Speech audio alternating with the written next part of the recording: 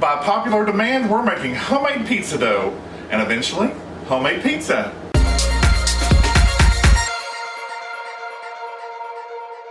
Welcome to Help at Home, your resource for great recipes and easy learning. I'm Jim Hightower.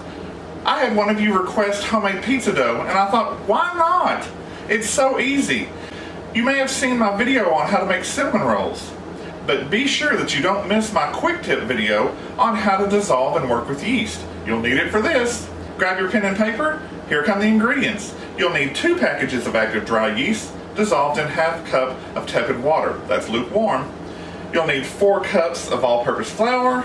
Also, 2 teaspoons of salt mixed in there. 1 tablespoon of olive oil. And 1 cup of tepid water with a little extra if you need it.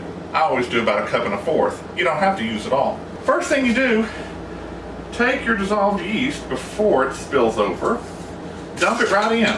By the way, this is not a sweet dough like the cinnamon roll dough, so no sugar in here except where I dissolve the yeast. Start with your paddle attachment and just start mixing in your flour slowly and then add in your water as you need it.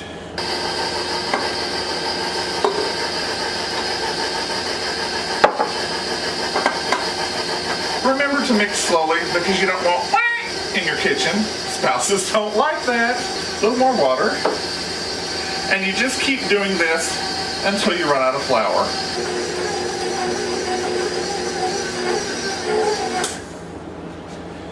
Then when you have that rough mixed, get your tablespoon of olive oil and put it right in. Rough mix in your olive oil for just a couple of seconds. Take your paddle attachment off, scrape it down, and we're going to change to something we haven't used before. Now you'll need a dough hook. No, it's not a curlicue. Believe me, the dough hook is your new best friend, and I'll explain that in a minute. Mix this for about 30 seconds just to get the olive oil incorporated in.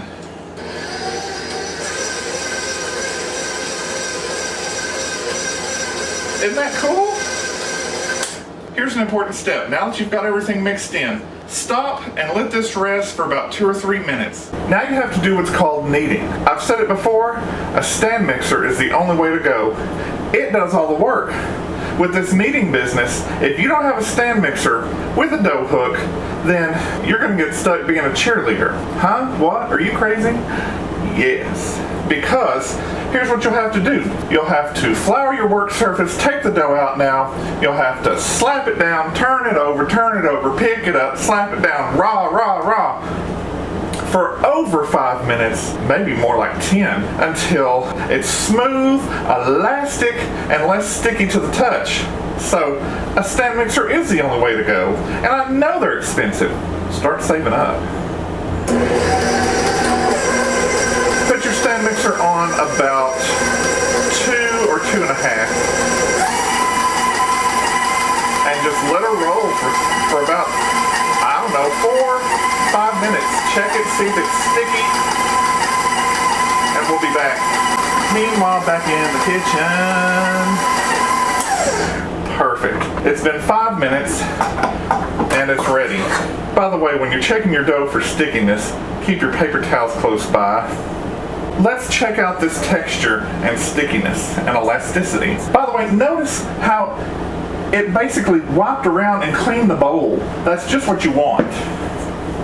So, you grab it. Now, you get just a tiny bit on your hands, but if you move quickly, it doesn't stick. You'll need a nice sized bowl. This is 4.5 quart. The straighter the sides, the better, but this was glass so you can see. You'll need to add 1 or 1.5 capfuls of salad oil, canola oil, whatever, to your bowl to help lubricate the bowl and lubricate your dough. Grab your dough quickly. Keep it moving. You won't be doing this like me, but the faster you move, the less sticky it is. It's smooth, elastic, and that's just what you want. So, drop it in your bowl. Drop it in your bowl. Move it around in the oil. Grab one edge, quickly turn it over, and you're good to go for 2 hours. I have this little piece to taste. Slightly salty and a little bit yeasty. That's what you're looking for. Alright, I just wanted to give you a few more tips on the timing. First of all, I want to tell you I actually tweaked this recipe for beginners like you. And even if you're an old pro at yeast, you can enjoy this. Normally the recipe calls for 1 package of active dry yeast, and I made it 2. That will give you more yeast and it will shorten your rise time. Honestly, with this you could probably get your first rise in 1 hour and 15 minutes, because I did that later, and get your second rise in just 1 hour. So it's not important how long it takes, it's what it looks like. It might take 45 minutes or it might take 2 hours. And then of course if you put it in the refrigerator, you can really stretch it out. So that's rising. Take a damp kitchen towel or bathroom hand towel, cover up your bowl, and put it in a safe place free from drafts. It should rise to about double or even a little bit more. If you don't know what that means, look at your bowl. It's right here, and it should come up. But because it's so wide, it may not come up all the way. You can put it inside a turned off oven, and that'll keep it out of drafts. Again, you're ready to go for 2 hours. You can go play, you've got a break. Now, if you're saying, okay, I can't do that, this is your time to go for the refrigerator. Take your bowl just as it is, put it in the top of your refrigerator in a cold part, and you're good for 6 hours, maybe even 7 or 8. You can go run errands, play with the kids, go to work, come back, and go to step 2. It really is that easy. Once again, another shout out to my new friends, B&B. I hope you like this, and maybe you can tell LHJ it's pizza tonight or tomorrow.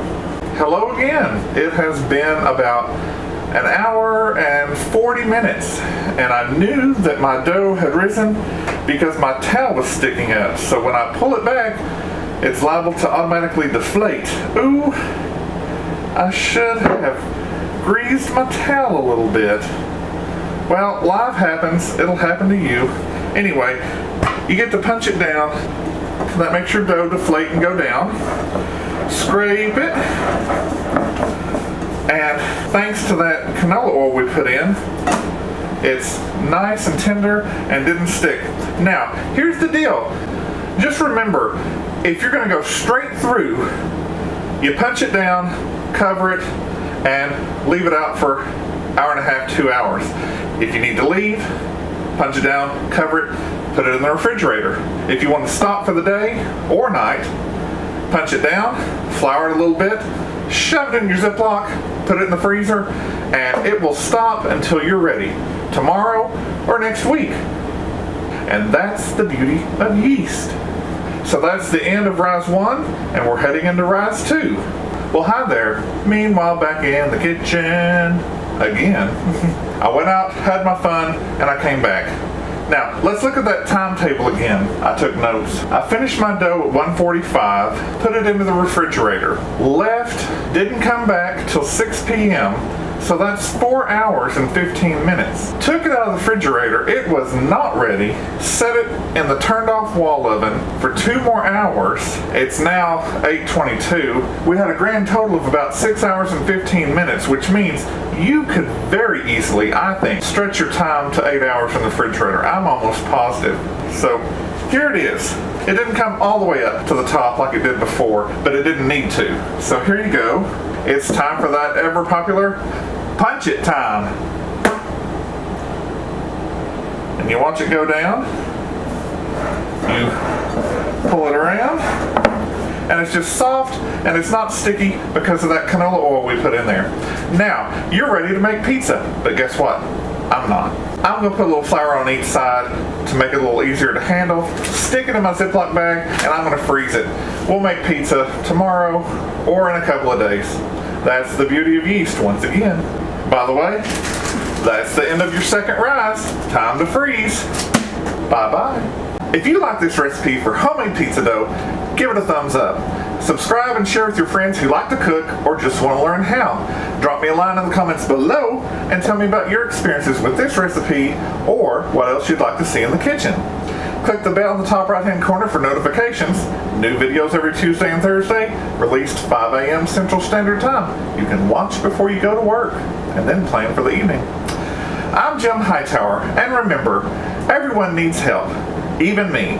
And don't forget to join us on Thursday because no dessert this week. We're going to make that pizza, and it turned out great.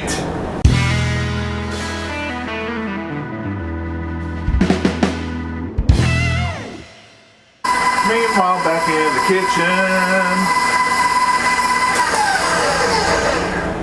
By the way, when you're checking your dough for stickiness, keep your paper towels.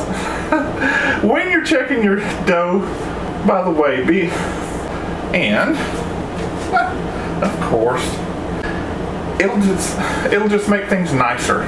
If you like this recipe drop me a line in the drop me a line in the bell below. Here. If you like this recipe.